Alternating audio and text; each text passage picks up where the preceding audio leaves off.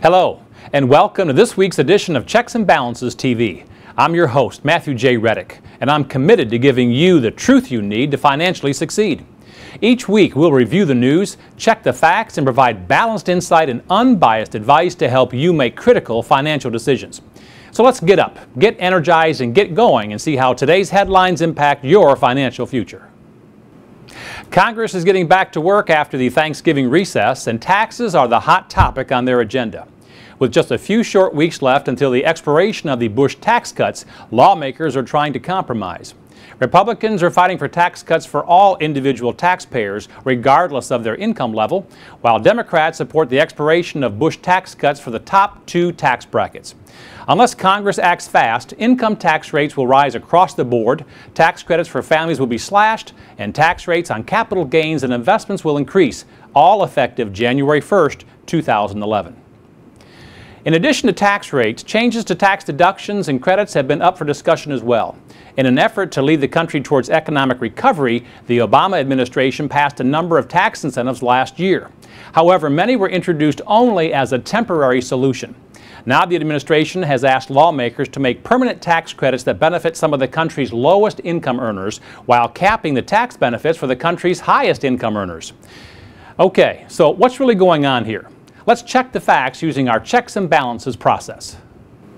Throughout American history, there have always been taxes on income in one form or another. In our country's early history, they were in the form of excise taxes, tariffs, and duties. Until the turn of the 20th century, the federal government only collected money during times of war, as they left most of the governing up to the individual states. In 1861, during the Civil War, Congress imposed the very first tax on personal income in the form of a flat tax. It was 3% on all incomes higher than $800 a year. In 1862, a two-tiered income tax bracket was established. Taxable incomes up to $10,000 were taxed at 3%, and anything over $10,000 was taxed at 5%.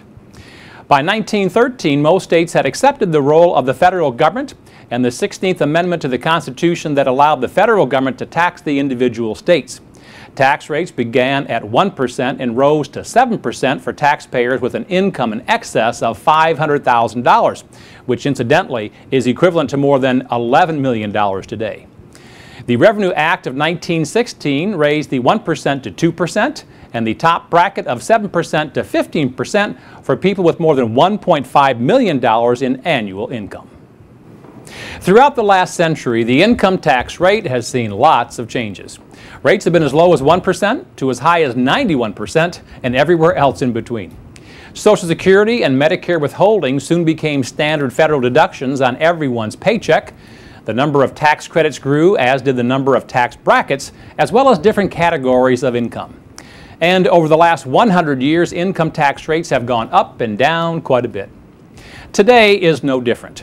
When Congress votes on the new income tax rates for 2011, they will decide to either allow the Bush tax cuts to expire, extend them for another year, or adopt a variation of both under President Obama's proposed plan.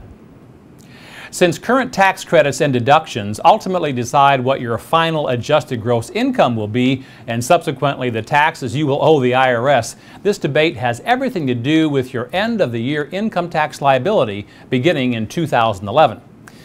The government rewards certain purchases and investments with tax deductions or tax credits and tries to encourage such behavior with tax incentives. Tax incentives are the government's way of enticing you to, as an example, buy a house, upgrade to an energy-efficient appliance, or save more for retirement. Quite often they give you a tax deduction as the incentive. Tax deductions lower your taxable income and impact the tax rate you ultimately end up paying. Deductions are subtracted off the top from your gross annual income. Some standard deductions include contributions to a traditional IRA, student loan interest, as well as tuition and college-related expenses paid throughout the year. Now, after all deductions are subtracted from your gross income, which again is off the top, you end up with your adjusted gross income, or AGI. Tax credits, on the other hand, lower the taxes you would normally owe. Tax credits, by the way, are dollar-for-dollar reductions that are subtracted from your total tax liability that year. Some well-known tax credits include the Hope and Lifetime Learning Education credits, the Earned Income Credit, and the Child Tax Credit. Some notable proposed changes up for discussion in Congress right now include permanently increasing the child tax credit, which allows families with children under age 17 to claim a credit up to $1,000 per child. However, it's currently scheduled to be reduced to just $500 by the end of this year. The American Opportunity Tax Credit would replace the Hope Credit, which is a partially refunded tax credit applied to money spent on tuition and other scholarly fees for students attending school at least part-time. Okay, so you may be asking yourself, Matt, what does this all mean to me? Now that we've checked the facts, let's balance this news using our checks and balances process to determine what action you should take today.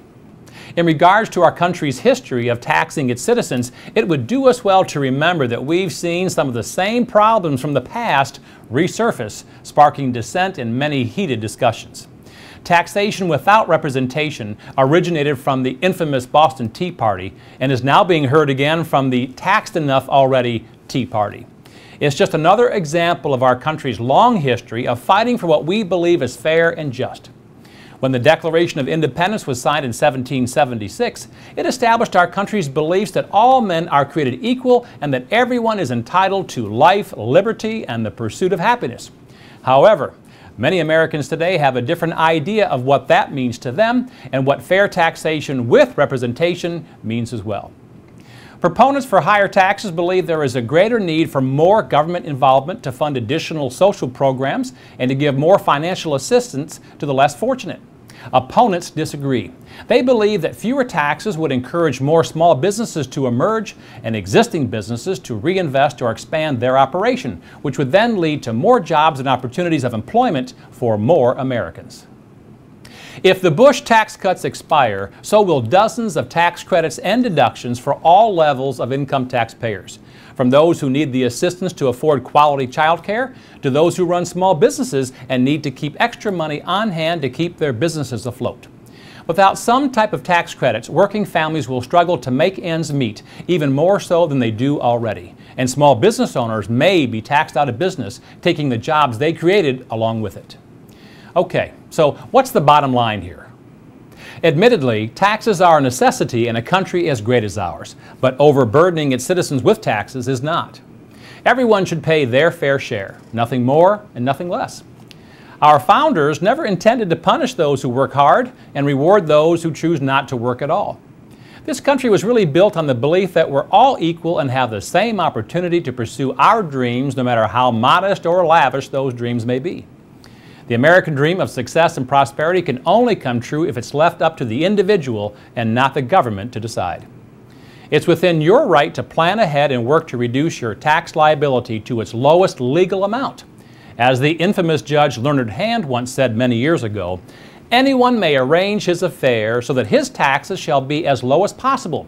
He is not bound to choose that pattern which best pays the Treasury. My goodness, that's a great saying. And no matter what happens to our current tax rates in the future, be sure that you're using all the deductions, exclusions, and credits available to you to only pay your fair share of the tax you truly owe. In this week's CBTV poll, we asked Americans an important question.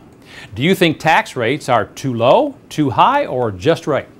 The answers were A, too low. I think we should send more money to the federal government. B, they're too high. I think we need to keep more of our own hard-earned money. C, they're just right. I think we pay a fair amount to the government. Or D, I don't know. I don't currently pay any taxes. Well, 66% of you said that you think taxes are too high. Don't wait for the government to reduce your tax liability or extend current tax credits or deductions. Find out about the ones available to you right now by working with a competent and trusted financial advisor and CPA. In our On the Street segment, we travel the country to ask Americans what they think about an important financial topic or issue. For this week's segment, we asked people what they thought about income taxes. Do they think they're paying too much, too little, or just enough?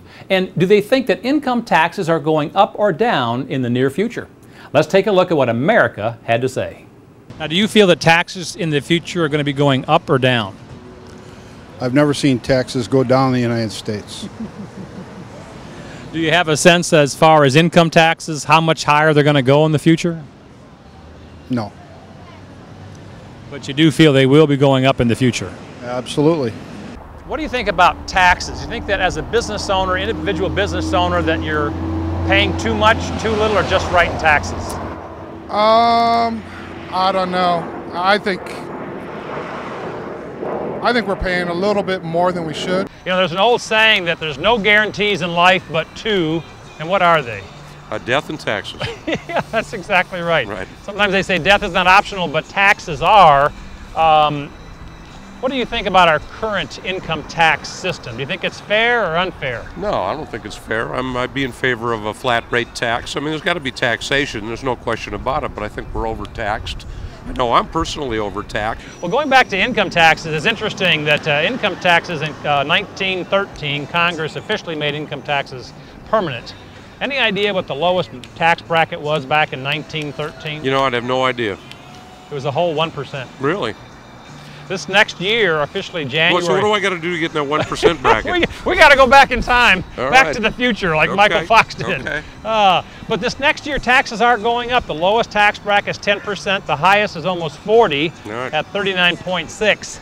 So what's your feeling about these kind of taxes today on the federal level? Well, I'm up toward the higher end of that tax bracket, and I'd prefer to be on the lower end of that tax bracket, but I don't see that happening. It sounds like most people agree that taxes are too high, and this is during the era of the Bush tax cuts. It's more important now than ever to learn how you can reduce your taxable income so you can keep more of your hard-earned money. And now for Matt's weekly tip, tool, or technique. To reduce your total income tax liability, you must reduce what's known as your countable income, or your AGI, which is adjusted gross income, and increase your tax credits and deductions wherever possible. Consider the following 3 tax reduction strategies. Number 1, save more. If you're still working, you can always save a little more of your pre-tax dollars and put that money into a health savings account, a 401k, or a traditional IRA. The contribution limit for 2010 for a health savings account is $3,050 for an individual and $6,150 for a family. You can also contribute up to $5,000 into your IRA both this year and next year, and add an extra $1,000 a year if you're over age 50. Number 2, reallocate your investments. Consider restructuring your portfolio to include more tax advantageous investments. With the threat of higher taxes on the horizon, consider more tax-efficient investments, such as ETFs, mutual funds with lower turnover ratios, municipal bonds, fixed and variable annuities. Accounts like these can help keep more of your countable, which is taxable, income down. And number 3, convert your IRA. Depending on where you are on your road to retirement, consider a Roth IRA conversion. While you'd have to pay income taxes now on your traditional IRA by converting, you will not have to pay any taxes on the amount you withdraw in the future from your Roth IRA, keeping your countable income and taxes down at a time when you need the money most, which is retirement. Now is the time to realize that neither government tax cuts nor tax credits are solely responsible for reducing your tax liability. You are. And while you can't vote on the new upcoming tax code, you can change how you save and invest your money. Find ways to shelter your nest egg from unnecessary taxes and keep more of your hard-earned money now and in retirement. By the way, no one will ever care as much about your financial well-being as you do, but you must do your part. Mark your calendars for the next installment of our Truth About series. This upcoming episode will air later this month and is on the truth about mutual funds. You will learn the pros and cons, both sides of the coin on this important financial product, so you'll know if it's the right investment for you. And be sure to friend our Facebook page and subscribe to our YouTube channel to gain exclusive access to our library of viral videos and the lighter side of finance. For more information on how to become a checks and balances savvy consumer and to download any of our free reports, visit the download section of our website. Also, be sure to get your copy of The 3 Pillars of the Checks and Balances Life, a free report that gives you a guide for truth and accountability in today's challenging financial world. And while you're on the site, remember, your voice counts. Be sure to take this week's poll and visit our Tell Us What You Think section to share your opinion. Make your voice heard. And finally, remember that only you can control your financial future. You can succeed. You just need confidence and determination. I'm Matthew J. Rettick from Checks and Balances TV. Be sure to join us next week when we'll discuss how to protect yourself from holiday scams and con artists. Until then, spend less, save more, believe in yourself, and make it happen.